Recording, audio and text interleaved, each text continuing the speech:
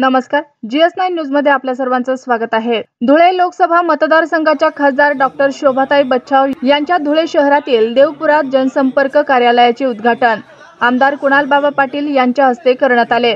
तसेच सत्यनारायण महापूजा व समई प्रज्वलित करून कार्यक्रमाची सुरुवात करण्यात आली।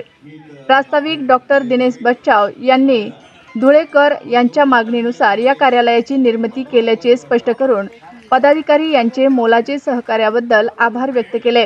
यावेळी मंचावर धुळे जिल्हा काँग्रेस पक्षाचे जिल्हाध्यक्ष श्यामकांत सने, ज्येष्ठ नेते भाई नगराळे, शाबीर शेठ, रमेश श्रीखंडे, युवराज करकाळ, भागणेचे सरपंच विलास चौधरी, गायत्री जयस्वाल, बाणुताई शिरसाट, राष्ट्रवादी काँग्रेसचे जिल्हाध्यक्ष जितेंद्र मराठे, संदीप बेडसे, रणजित राजे भोसले, नाशिक काँग्रेसचे छाजेड गायकवाड, डॉक्टर गौरव बच्छाव, उषाताई पाटील, शिवसेनेचे डॉक्टर सुशील महाजन, उपनेत्या शुभांगीताई पाटील, देवपूर पोलीस स्टेशनचे PI धनंजय पाटील, गुरुद्वाराचे प्रबंधक कमिटीचे बाबा धीराज सिंग, आमदार कुणालबाबा पाटील यांनी मनोगत व्यक्त करताना सांगितले की मतदारांचा जो पहिल्या दिवसापासून कौल होता तोच मतदान दिवसापर्यंत कायम होता, म्हणून खासदार डॉक्टर शोभाताई एवढं मताधिक्य मिळाले।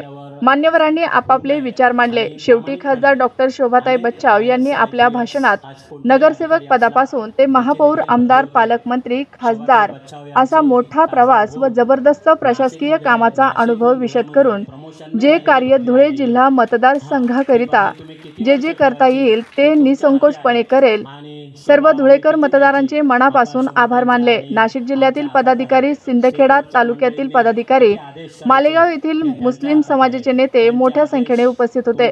सूत्रसंचालन वाहिद अली सय्यद यांनी केले। GS9 न्यूज साठी धुळे जिल्हा प्रतिनिधी गोकुळ देवरे।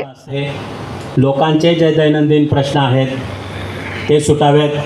खास करून विरोधकांनी असं म्हटलं होतं की तुम्ही नाशिकला दाखले घ्यायला जाणार का, नाशिकला मदत मागायला जाणार का, नाशिकला पत्र घ्यायला जाणार का, ही टीका होती। ती टीका आपल्यावर होऊ नये आणि प्रामाणिकपणे अनेक IAS IPS आज कोणताही अधिकारी असला त्याची देखील बदली होते। शोभाताई बच्छाव यांची खासदार होऊन नाशिकहून धुळ्यामध्ये प्रमोशनने झालेली बदली आहे ही। ती बदली तुम्ही किती वर्ष ठेवायची ही तुमच्या हाती आहे आणि सेवा आम्ही किती द्यायची आता शोभाताईंच्या आणि आमच्या हातात आहे। स्टेजवरच्या मंडळींनी किती आदेश करायचे हे त्यांच्या हातात आहे। त्यांचे आदेश, तुमचे आदेश, जनतेचे प्रश्न सोडवण्याचं एक मंदिर या ठिकाणी आज कुणालबाबा पाटलांच्या शुभ हस्ते आणि आपल्या सर्वांच्या साक्षीने आणि आशीर्वादाने या ठिकाणी आम्ही सुरू करत आहोत।